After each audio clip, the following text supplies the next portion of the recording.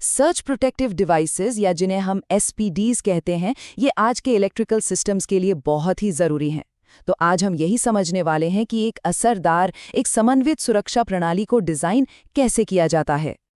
चलिए शुरुआत इस सवाल से करते हैं। जरा सोचिए, जब आसमान से लाखों वोल्ट की बिजली गिरती है और वो सीधे हमारे बनाए हुए सिस्टम से टकराती है, तो क्या होता होगा? यहाँ दांव पर बहुत कुछ लगा होता है।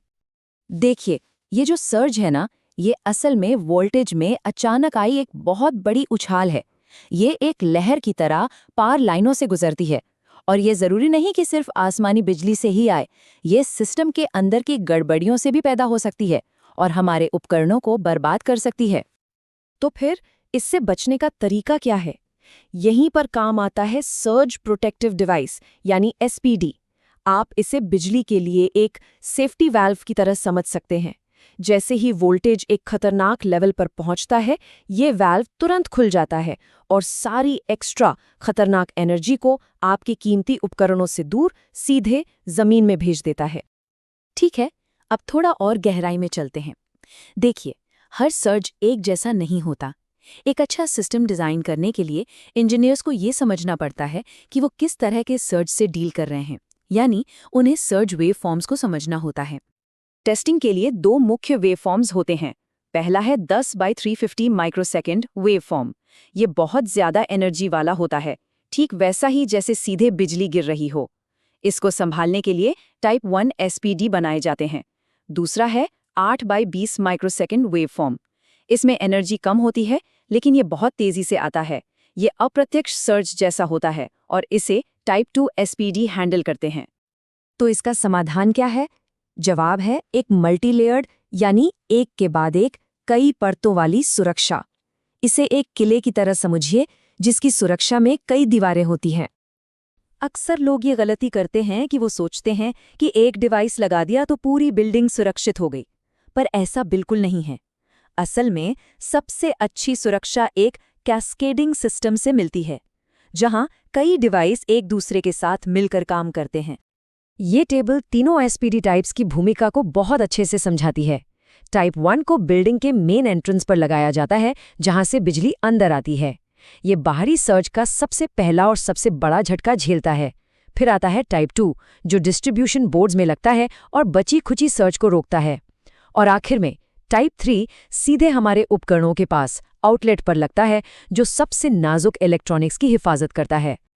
ये है टाइप 1+2 एसपीडी, हमारी सुरक्षा की पहली दीवार। इसे मेन स्विच बोर्ड पर लगाया जाता है ताकि बिजली गिरने जैसे बड़े बाहरी सर्ज की ज्यादातर एनर्जी को ये वहीं पर रोक दें। ये सिस्टम का सबसे मजबूत गार्ड है।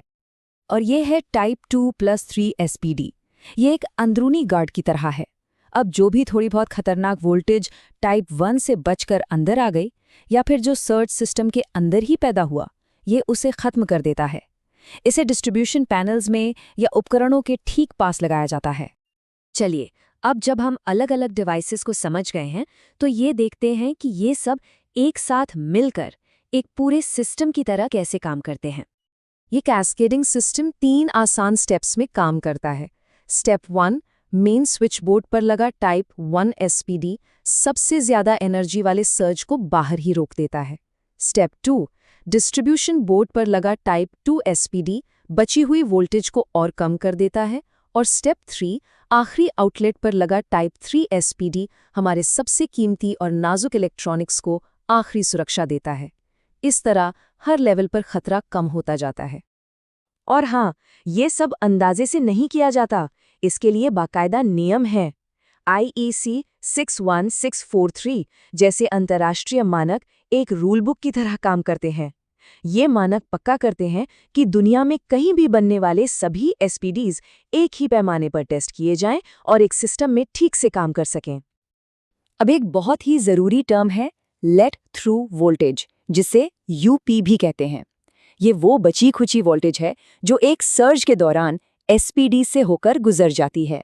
और सबसे ज़रूरी बात जो ध्यान में रखनी है, वो ये है कि ये वोल्टेज हमेशा उस वोल्टेज से कम होनी चाहिए जिसे आपका उपकरण बर्दाश्त कर सकता है। लेकिन एक और सवाल है जिस पर लोग अक्सर ध्यान नहीं देते। क्या होगा अगर आपका कीमती उपकरण उसे बचाने वाले एसपीडी से काफ़ी दूर लगा हुआ है? इसका जवाब छिपा है केबल इंडक्टेंस में। होता क्या है कि जैसे जैसे एसपीडी और उपकरण के बीच तार की लंबाई बढ़ती है, वोल्टेज में उतार चढ़ाव यानी ऑसिलेशंस होने लगते हैं। अगर ये दूरी 10 से 20 मीटर से ज़्यादा हो जाए तो ये असर इतना बढ़ जाता है कि उपकरण तक पहुंचने वाली वोल्टेज एसपीडी के लेट थ्रू वोल्टेज से लगभग 2 गुनी हो सकती है। मतलब प्रोटेक्शन के बावजूद आपका उपकरण खतरे में है, इसलिए दूरी बहुत मायने रखती है। चलिए अब एक प्रैक्टिकल उदाहरण देखते हैं कि कैसे इन ग्लोबल नियमों को किसी देश के लोकल स्टैंडर्ड के हिसाब से अपनाया जाता है। इसके लिए ऑस्ट्रेलिया और न्यूजीलैंड एक बहुत अच्छा उदाहरण है। ऑस्ट्रेलिया और न्यूजीलैंड में एक खास तरह का वायरिंग सिस्टम इस्तेमाल होता है जिसे मेन सिस्टम कहते हैं। इसमें एक मेन अर्थिंग पॉइंट होता है जिसे एमएन लिंक कहते हैं। अब यहाँ का लोकल स्टैंडर्ड AS/NZS 1768 ये कहता है कि अगर कोई एसपीडी इस लिंक से 10 मीटर से ज्यादा दूर लगाया गया है तो आपको एक एक्स्ट्रा सेफ्टी पाथ देना होगा। इसके लिए 3 पोल एसपीडी की जगह एक 4 पोल डिवाइस का इस्तेमाल करना पड़ता है ताकि न्यूट्रल से अर्थ तक भी पूरी सुरक्षा बनी रहे। तो ठीक है, इस पूरी बातचीत से जो मुख्य बातें हमें एक इंजीनियर के तौर पर याद रखनी है, आइए उन पर एक नजर डालते हैं। पहली और सबसे जरूरी बात, लेयर्ड प्रोटेक्शन यानी टाइप 1, 2 और 3 का एक साथ इस्तेमाल। ये कोई ऑप्शन नहीं बल्कि एक जरूरत है। दूसरी बात, हमेशा सही जगह के लिए सही टाइप का एसपीडी चुनें। तीसरी, डिवाइसेस के बीच तालमेल और उपकरण से उनकी दूरी का हमेशा ध्यान रखें। चौथी बात, आईईसी जैसे अंतर्राष्ट्रीय और अपने देश के लोकल कोड्स का सख्ती से पालन करें। और आखिर में याद रखें, इंस्टॉलेशन की क्वालिटी सबसे ऊपर है। तार जितने छोटे होंगे और ग्राउंडिंग जितनी अच्छी होगी, सिस्टम उतना ही बेहतर काम करेगा। अंत में बस इतना ही कहूंगा कि सुरक्षा सिर्फ एक डिवाइस खरीदकर लगा देना नहीं है, ये एक पूरे सिस्टम को सही ढंग से डिजाइन करने का नाम है। तो खुद से ये सवाल जरूर पूछिए, क्या आपकी प्रणाली, आपका सिस्टम सही तरीके से इंजीनियर किया गया है?